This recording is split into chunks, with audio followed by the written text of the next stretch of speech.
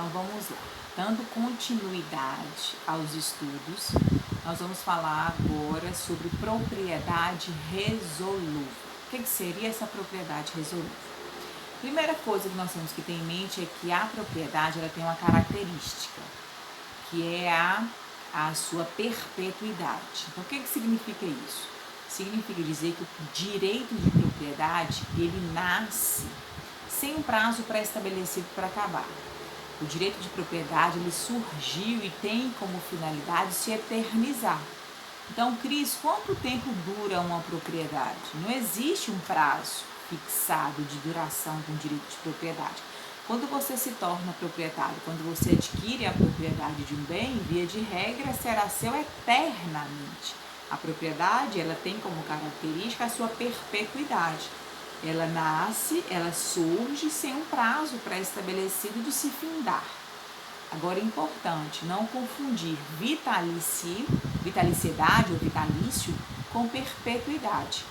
Então existem os direitos vitalícios e existem os direitos perpétuos. Vitalícios são aqueles direitos que se extinguem com a morte do titular. Um exemplo de direito vitalício dentro dos direitos reais é o usufruto.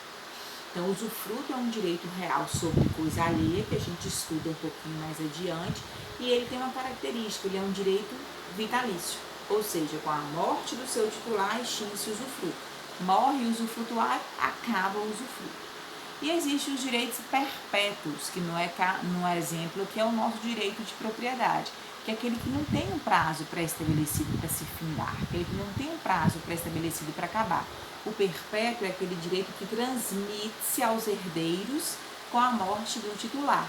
Então, quando o proprietário morre, o seu direito de propriedade transmite-se aos seus herdeiros, de acordo com a ordem de vocação hereditária estabelecida no Código Civil. Cuidado, quando eu digo que a propriedade é perpétua, não significa que ela nunca se extinguirá. Se extinguirá, sim, existem vários fatores, várias hipóteses de extinção do direito de propriedade, inclusive aquele que não cumpre função social. A perpetuidade aqui é no sentido de que o direito de propriedade ele surgiu para ser eterno, ou seja, eu não tenho um prazo pré-estabelecido para se findar o direito de propriedade. Então, é um direito perpétuo porque também transmite-se aos titulares do direito de propriedade que falecer, correto? Mas o próprio Código Civil traz duas exceções a essa regra da perpetuidade do direito de propriedade, que é o que nós chamamos de propriedade resolúvel. Então, o que é a propriedade resolúvel? É aquela que nasce, que surge com prazo pré-estabelecido para acabar, ou seja, é a exceção à regra da perpetuidade, é a exceção à regra que diz que toda propriedade nasce para se eternizar. Excepcionalmente, a lei admite a propriedade resolúvel, que é aquela que já tem um prazo pré-estabelecido para acabar, né? Já surge com esse prazo pré-estabelecido para acabar. Essa resolubilidade da propriedade está prevista no Código Civil em duas hipóteses. A primeira hipótese é o artigo 1359 do Código Civil, que é a propriedade resolúvel com causa originária. Propriedade resolúvel com causa originária, ou seja, no próprio negócio jurídico, já vem estabelecido pelas partes o prazo de extinção do direito de propriedade. Então, a causa originária, a razão da extinção, já vem pré-estabelecida no negócio jurídico que deu origem àquele direito de propriedade, tá? E aqui, nessa hipótese, nós não existe a possibilidade da alegação de boa-fé de terceiro. Então, quando a causa de extinção ela já vem pré-estabelecida no negócio jurídico, não há que se falar em proteção de terceiro de boa-fé, porque todos já sabem que aquela propriedade ela é excepcional, ela é resolúvel. E aqui nós vamos pegar 3 exemplos para a gente visualizar. O primeiro exemplo vocês já estudaram ano passado lá em contratos.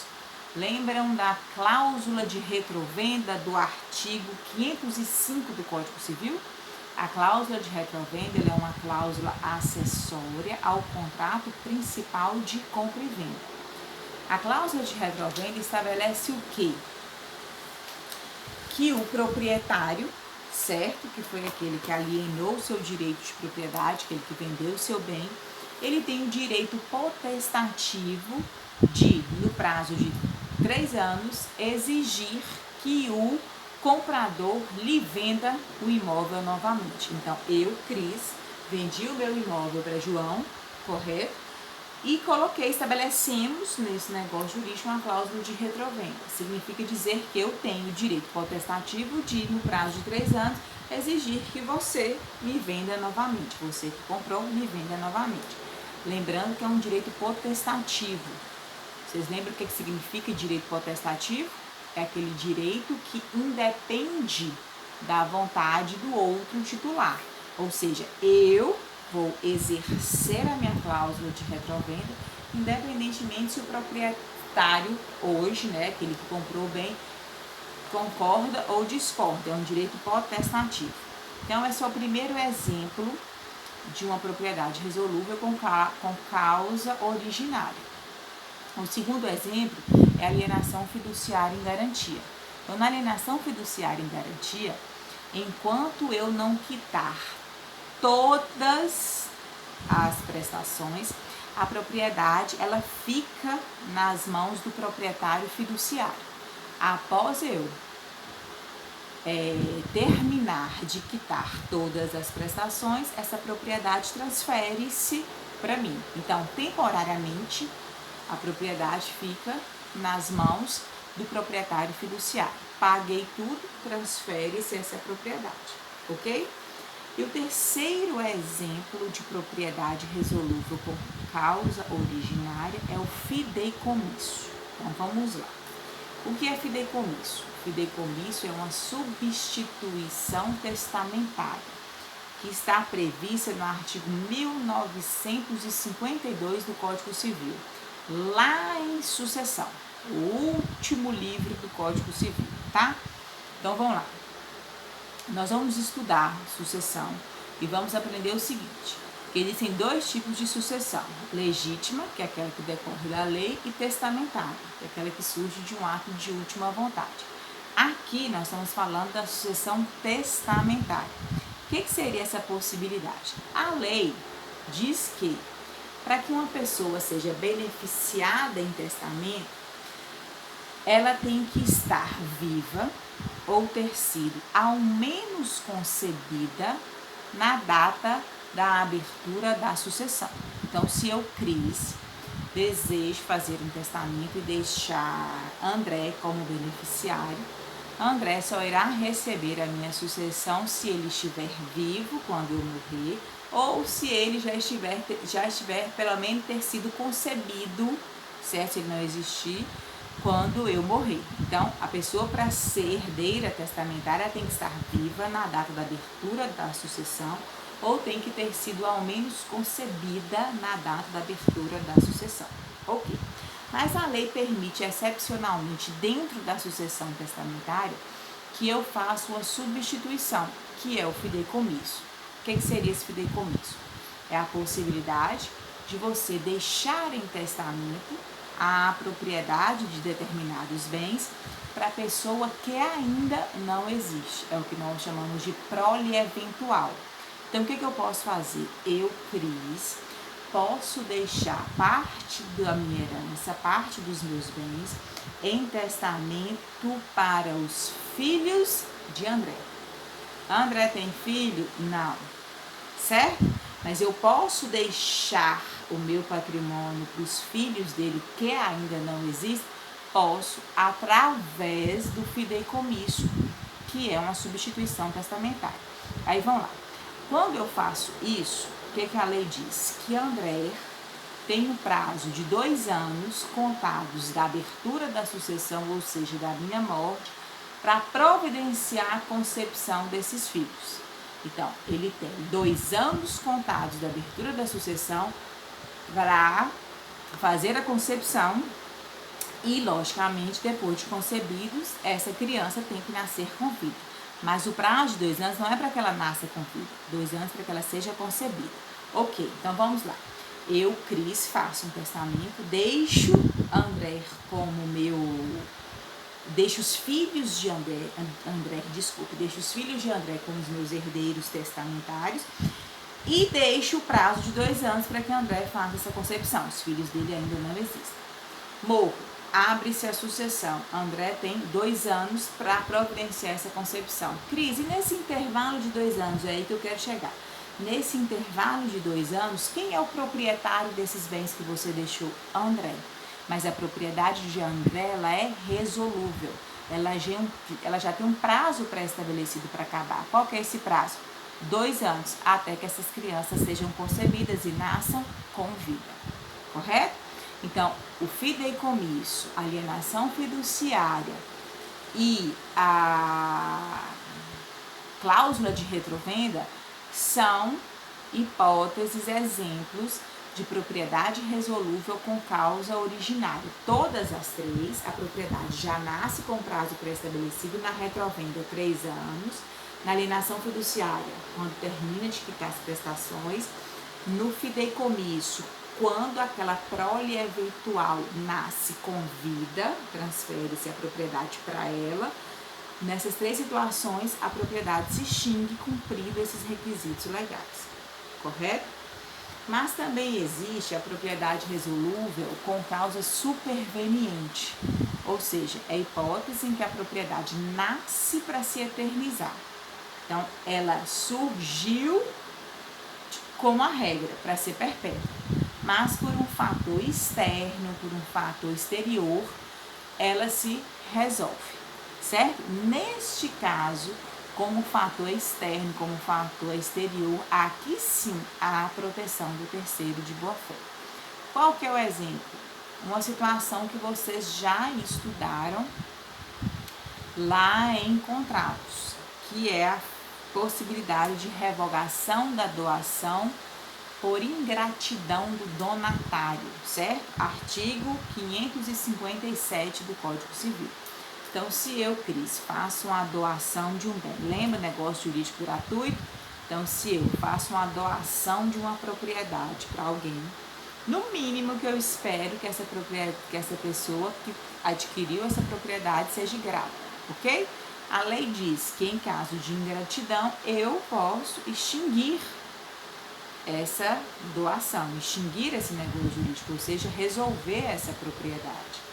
E a lei estabelece, nesse artigo 557, quais seriam as hipóteses de revogação por ingratidão. E traz 4 hipóteses: homicídio doloso, tentado ou consumado, ofensa física, injúria grave e abandono material. Lembrando que alguns autores defendem a teoria de que as hipóteses de ingratidão estão previstas exemplificativamente no Código Civil, tá? E não taxativamente. Então, poderiam ter outras hipóteses de revogação por ingratidão. Mas vamos lá. Então, eu, Cristiane, faço uma doação para João, correto? E João pratica um desses atos de ingratidão previstos em lei. Ou ele tenta me matar, ou ele realmente me mata de forma dolosa, ou ofensa física, ou injúria grave, ou abandono material. O que a lei diz? Que eu posso pedir a extinção dessa propriedade, eu posso pedir a revogação dessa doação, correto? Aí a pergunta aqui é a seguinte: a extinção superveniente da propriedade gera consequência para o terceiro de boa-fé? Certo? Então, se eu tenho uma propriedade e essa propriedade se resolve, se extingue, essa extinção gera alguma consequência ao terceiro de boa-fé? A resposta ela vai depender da causa que deu origem àquela resolução. Lembre, se a propriedade for resolúvel por causa originária, já pré-fixada no contrato, não há que se falar em terceiro de boa-fé. Então, lembra lá da retrovenda. Se eu, Cris, vendo o imóvel para João, certo? Estabeleça uma cláusula de retrovenda, que eu tenho o direito de comprar novamente esse imóvel dentro desse prazo de 3 anos. Se João vende esse imóvel para uma terceira pessoa, esse terceiro aí não pode alegar boa-fé. Por quê? Porque ele sabia que aquele imóvel constava nele uma cláusula de retrovenda. Então, eu posso buscar esse imóvel, trazer de volta, exercendo o meu direito potestativo, independentemente das mãos de quem que ele esteja. Porque essa causa já estava originariamente prevista no negócio jurídico. Agora, se a propriedade resolúvel, a resolubilidade, for em razão de um fator externo, de um fator superveniente, como, por exemplo, revogação da doação por ingratidão do donatário, aí sim o terceiro de boa-fé é protegido. Então, se eu, Cris, faço a doação de um imóvel para João, correto? João pratica um dos atos de ingratidão que me dá direito a revogar essa propriedade. Eu posso buscar essa propriedade, revogar essa doação? Posso. Agora, Cris, e se João estiver vendido esse imóvel por um terceiro? Se João tiver doado esse imóvel por um terceiro? Via de regra, esse terceiro não tem obrigação nenhuma em devolver esse bem, porque para ele está tudo perfeito, uma vez que a causa que deu origem à resolução do contrato foi uma causa superveniente. Então, para o terceiro de boa-fé, a propriedade surte efeito, o direito protege esse terceiro de boa-fé, correto? Então, vamos lá, o que nós vimos? Que a propriedade, ela tem como característica a sua perpetuidade, ou seja, ela surge sem um prazo pré-estabelecido para acabar, uma característica de todo o direito de propriedade. Excepcionalmente, a lei permite a propriedade resolúvel, que é aquela que já surge com prazo pré-estabelecido para acabar. Essa resolubilidade pode ser de duas formas: propriedade resolúvel com causa superveniente e propriedade resolúvel com causa originária. Se a causa for originária, não há que se falar em proteção de terceiro de boa-fé. Se a causa for superveniente, há que se falar em proteção de terceiro de boa-fé. Ok? Então é isso.